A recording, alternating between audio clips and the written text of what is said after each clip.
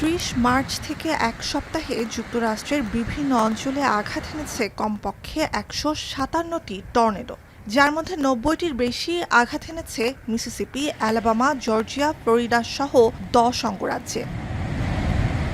টর্নেডোতেই শেষ নয়, কয়েকদিনের টানা বৃষ্টিতে ফুলে ফেঁপে উঠেছে অনেক নদী।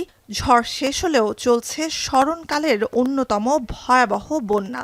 টেনেসি, আরকানসাস ও ইন্ডিয়ানা সহ বন্যার কবলে ১১ অঙ্গরাজ্য, জারি রয়েছে উচ্চ সতর্কতা। We've never dealt with anything like this. Really? Yeah, no, nothing like this as far as the amount of water we have. তলিয়ে গেছে টেক্সাস থেকে ওহাইও পর্যন্ত দেশের বিস্তীর্ণ অঞ্চল। দক্ষিণ থেকে মধ্য পশ্চিমাঞ্চল পর্যন্ত বিচ্ছিন্ন বিদ্যুৎ ও গ্যাস সংযোগ। আরকানসাস জুড়ে প্রায় সব সড়ক প্লাবিত হওয়ায় সড়ক যোগাযোগ প্রায় বন্ধ। কেন্টাকিতে ৬০ ফিট পানির নিচে দর্শনার্থী প্রিয় লস্ট রিভার কেভ। ওহাইও নদীতে ২৪ ঘন্টায় পানি বেড়েছে ৫ ফুট। আরকানসাস থেকে ইন্ডিয়ানা পর্যন্ত বিভিন্ন নদীর ১৮টি অংশ বন্যা কবলিত। চলতি সপ্তাহে মধ্য দক্ষিণ ও মধ্য পশ্চিমে অর্ধশত উপকূলীয় এলাকায় রয়েছে বড় ধরনের বন্যার আভাস। লুইজিয়ানা থেকে পেনসিলভেনিয়ার পশ্চিমাঞ্চল পর্যন্ত বড় বড় শহরে রোববার থেকে জারি বন্যা সতর্কতা।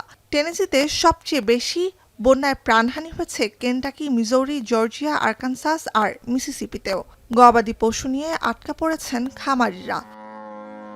The Lord gave us some cattle, it's our duty to take care of. মার্কিন আবহাওয়া বিভাগের তথ্য, ৪ দিনে গড়ে ২৫৪ মিলিমিটার বৃষ্টিপাত রেকর্ড করা হয়েছে দেশের বিস্তীর্ণ অঞ্চলে। সবচেয়ে বেশি বৃষ্টি হয়েছে টেনেসির মেমফিস শহরে ৩৫৫ মিলিমিটারের বেশি।